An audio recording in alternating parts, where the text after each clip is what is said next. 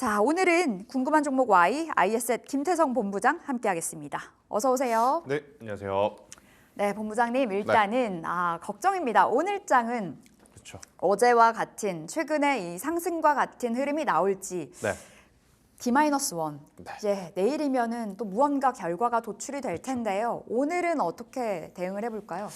일단 뭐 우리나라 개별 증시로 보더라도 그리고 이제 전 세계 글로벌 증시를 보더라도 잠시 쉬어가는 구간이 아닌가라는 생각이 듭니다. 그렇기 때문에 너무 공격적인 이 포트폴리오의 변화를 주기보다는 현재 구간에서의 비중 축소 혹은 이제 관망의 자세로 시장을 바라보는 게 맞지 않을까라는 의견 한번 드려보도록 하겠고요. 만약 어제 우리나라 선물옵션 동시 만기가 아니고 네. 미국이 강했다면 저는 여전히 스트롱 바이를 외쳤을 것 같습니다. 하지만 선물옵션 만기 다음에 이제 첫 거래일이기 때문에 외국인도 그렇고 기관도 그렇고 포지션 그러니 앞으로 이제 약 2달에서 3개월 동안 지수가 상승할 것이냐 지수가 하락할 것이냐 판단을 하기에는 굉장히 어려운 부분이 많을 것 같아요.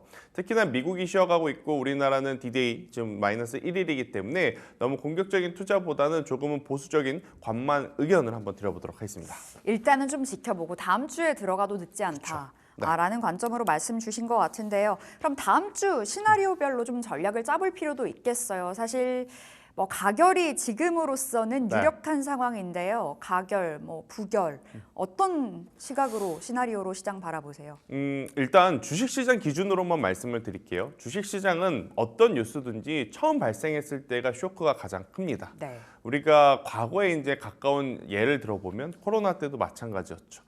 처음에 그것이 터졌을 때 그리고 팬데믹이라고 하는 단어가 처음 나왔을 땐 시장에 주는 충격은 굉장히 컸습니다. 하지만 그것들이 하루 이틀 지나고 일주일 지나고 반복이 되고 계속 뉴스에서 거론이 되면 시장은 내성이 생기기 마련입니다. 지금 우리가 겪고 있는 일련의 이러한 이슈도 이제는 벌써 10일 정도가 지났단 말이에요. 분명히 이번 주 주말이 가장 큰 어떤 변수가 될 수는 있겠지만 어떤 형태로든 저는 불확실성이 해소가 되는 측면이 시장에는 더 좋다라고 봅니다. 이게 좋든 싫든 부결이 되든 가결이 되든 어떤 한 방향으로 확정이 되어지게 되면 시장은 이 뉴스에 대해서 불확실성 해소의 관점으로 오히려 수급의 저는 쏠림 현상들이 우리나라 증시에 좀 나타나지 않을까라는 생각이 들어요. 역사적으로 지금 계속 고점을 향해 가고 있는 미증시를 투자를 할 것이냐 네. 아니면 여전히 지금 뭐 역사적은 아니지만 굉장히 가격적인 밸류가 지금 발생이 되고 있는 한국 증시를 할 거냐 이 부분에 대해서 저는 투자자분들이 주말 내에 고민을 좀 해보실 필요는 있을 것 같아요. 무조건 미국이 좋다, 무조건 한국장이 지금 안 좋다라고 하기에는 이제는 너무 괴리들이 좀 크게 벌어진 상황이기 때문에 저는 다음 주 같은 경우에는 만약 우리나라 증시에서 이 불확실성 해소 측면에 수급이 들어오게 된다면 오히려 다른 나라들보다 네. 디커플링 되면서 훨씬 더 좋은 모습을 보여줄 수도 있지 않겠는가라는 의견 드려보도록 하겠습니다. 가격적인 매력이 확실히 큰 건 사실인 것 같아요. 그렇죠. 예, 그렇게 된다면 뭐 가결이 되든 부결이 되든 일단은 저가 매수세는 유입이 될 거다라고 말씀을 주셨습니다. 자, 포인트 두 번째로 넘어가 볼게요. 조선주인데요. 조선주가 너무나 좋더라고요. 어수선할 땐 조선주. 지금 자리 어떻게 보시는지 궁금하고 외국인이랑 기관까지 지금 담아가고 있어서 좀 의미가 있을까요? 일단 조선주는 아마 많은 투자자분들이 잘 아실 겁니다. 트럼프 2기의 핵심이기도 합니다. 우리나라가 다른 나라의 견제 없이 오롯이 이제 좋은 퍼포먼스를 보일 수 있는 몇 안 되는 산업 중에 하나가 지금 조선업이기 때문에 저는 조선주들의 조정은 언제나 기회다라고 말씀을 드려왔고 이제 그 안에서 선택의 문제겠죠. 조선 빅4를 선택을 하느냐 네. 아니면 굉장히 빠른 순환매를 가고 있는 이제 조선 기자재를 선택을 하느냐 이 차이 이건 하겠는데 사실 조선 기자재 같은 경우에는 또 돌발 변수가 하나 있죠. 대한고래 프로젝트와 연결된 기업들이 꽤 많아요. 피팅 밸브, 뭐 그렇죠. 화성 밸브 뭐 이런 맞아요. 쪽이죠. 하필 또 피팅 밸브류가 굉장히 또 좋은 성과를 내보이는 시점에 지금 내외 변수가 지금 발생이 되었기 때문에 많은 분들의 고민이 많겠지만 조선주의 핵심은 뭐다? 트럼프 2기의 MRO라고 네. 보시면 될 것 같아요. 그렇기에 저는 고부가치 선박에 대한 수주 잔고가 여전히 지금 높이 쌓여 있는 상황에서 지금 자재 가격들도 굉장히 하향 안정화가 되어 있는 상황이기에 조선주들에 대한 조정 시 매수는 언제나 유효하다라는 의견을 한번 들어보도록 하겠습니다. 조선주 지금 사도 된다. 조정 시에 매수해보자. 네. 그렇다면 빅4일지, 기자재일지 방금 앞서 대왕고래가 묶여 있어서 기자재 안 된다 말씀 주셨는데 혹자는 대왕고래 패를 정권이 바뀌어도 놓치지는 않을 거다 뭐 이렇게도 말씀을 하세요.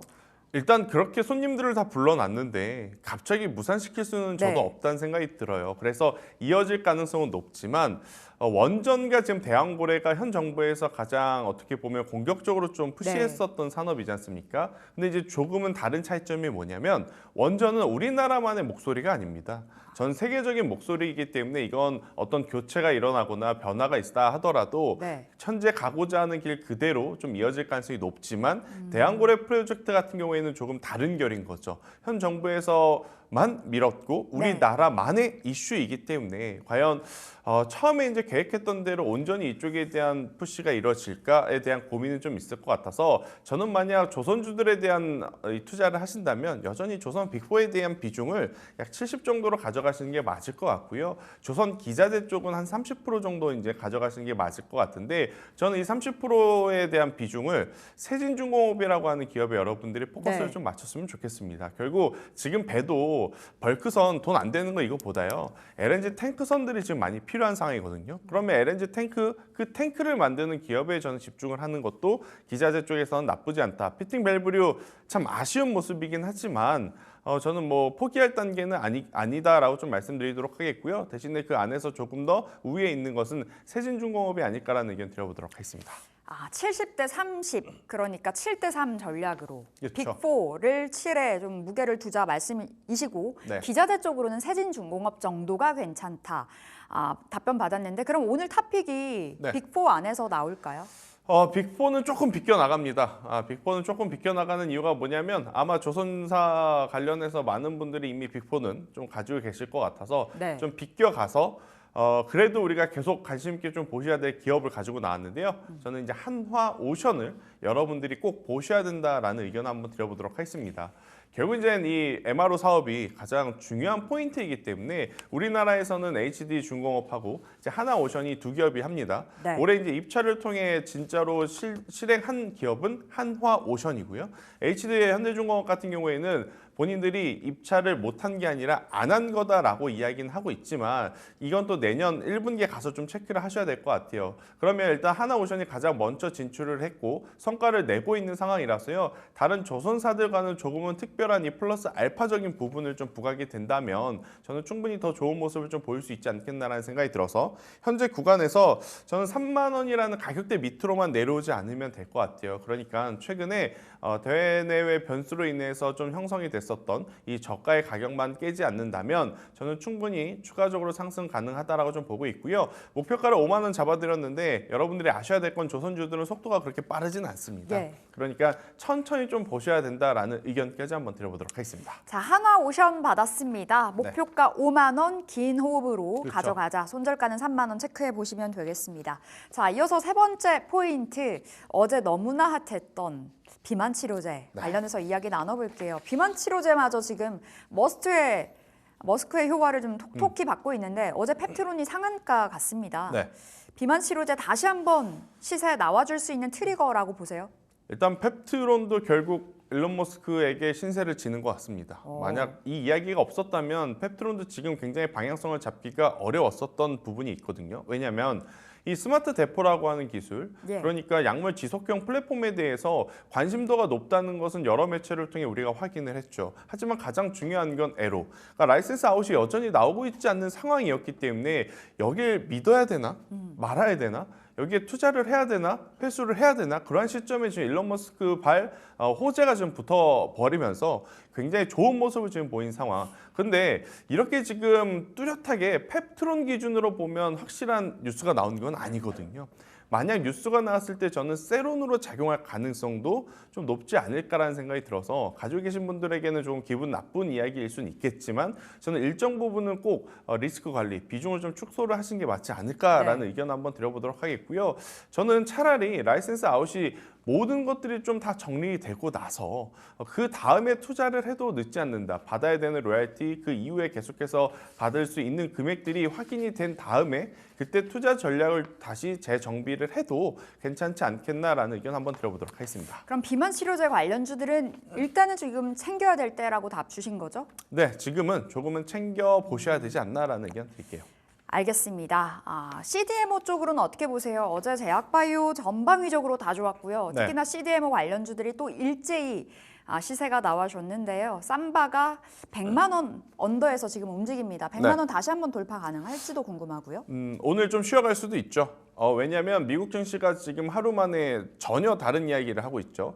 이틀 전만 하더라도 지표 발표 이후에 12월 달 금리 인하 확률 굉장히 높다. 하지만 또 간밤에 마감이 되고 나서는 이렇게 되면 또 금리 인하에 대해서 조금은 속도 조절론이 나올 수도 있겠다라는 이야기가 좀 있기 때문에 저는 계속 퐁당퐁당 장세에서 강했다 약했다 할 수 있지만 그래도 기조 자체가 금리 인하 방향 그리고 미국이 중국을 강하게 지금 억제올 가능성이 높다라는 관점에서 보면 전 제약바이오도 관심 있게 보셔야 되지 않을까라는 생각이 들고 있고요. 삼성바이오로직스 더 이상 실적에 대해서 이야기 안 해도 아마 많은 시청자분들이 잘 아실 겁니다. 네. 실적이 워낙 지금 잘 나왔기 때문에 숫자로 좀 보여줄 수 있는 기업은 저는 조정 시에 믿고 투자하셔도 된다. 그러니 어제처럼 상승할 때 쫓아가면 먹을 구간이 좀 많이 없을 것 같고요.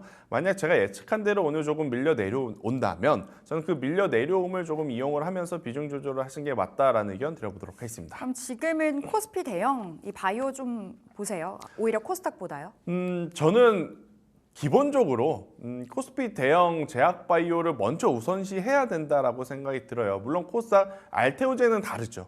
하지만 알테오제는. 이제 그 외의 종목군들 같은 경우에는 워낙 불확실성들이 지금 많은 상황이라서요. 일단 지금 상태에서는 우리가 숫자를 보고 추적할 수 있는 예를 들어서 수주 잔고라든지 처방자 수를 보고 우리가 좀 확인을 할 수 있는 기업에 더 집중하는 게 맞지 않을까라는 의견 드리겠습니다. 그럼 알테오제는 다르게 보시는 이유가 더 갈 수 있다라는 관점이신 거죠. 주가상으로. 두 가지죠. 일단 첫 번째로는 그들이 지금 받는 로열티를 생각을 하면 현재 시가총액은 훨씬 더 올라갈 수 있다는 거죠. 그럼 시총이 올라간다는 거는 두 번째로 주가도 올라갈 수 있음을 저는 이야기한다고 말씀드리겠습니다. 네, 알겠습니다. 오늘 그럼 제약바이오 내에서 탑픽 받아볼게요. SK 바이오팜을 저는 가지고 나왔는데요. 제가 앞서 이야기 드린 대로 SK 바이오팜은 처방자 수를 확인을 할 수 있습니다. 그러니까 뇌전증 신약, 이 세노바메이트라고 불리우는 이 제품에 대해서 미국에서는 더할 나위 없이 매출의 1위를 찍고 있는 제품입니다. 여기에 최근에 이제 중국, 우리나라, 일본, 동아시아 쪽에도 이제 판권을 형성을 하기 위해서 빠르게 준비를 하고 있는 상황이라서요. 이쪽에 대한 매출이 잡힐 수 있는 이제 내년쯤이 되게 되면 지금보다 훨씬 더 좋은 어떤 평가를 받을 가능성이 높아진다라고 좀 말씀드려보면서 제약바이오의 가장 큰 단점, 불확실성을 어떻게 해소를 하느냐? SK바이오팜은 계속 말씀드리지만 처방자 수 확인을 하면서 가시면 되지 않나라는 의견 드려보며 현재 가격에서 85,000원이라는 가격 밑으로 내려오면 손절을 하셔야 될 것 같고요. 그렇지 않다면 목표가 14만 원을 좀 제시 드리는데요. 제가 목표를 좀 높게 잡았습니다. 그러니까 좀 길게 봐야 되는 가격 아닌가요? 근데 어차피 이제 제약바이오는 내년에 이 트럼프 2기에서도 계속해서 지금 언급이 될 수 있는 산업이기 때문에 앞서 이제 조선주들도 마찬가지고 이 제약바이오도 마찬가지고 단순 테마적으로 보시기보단 투자의 관점으로 보시는 게 더 맞지 않겠나라는 의견 드리겠습니다. 전고점이 13만 원인가요? 전 고점, 최근의 고점은 이제 13만 원인데 저는 이 가격대는 충분히 넘어갈 수 있다라고 말씀드리겠습니다. 네, 전고점 넘어서서 14만 원 목표가 잡아보겠습니다. 자, 여기서 인사드릴게요. IS의 김태성 본부장 함께했습니다. 말씀 고맙습니다.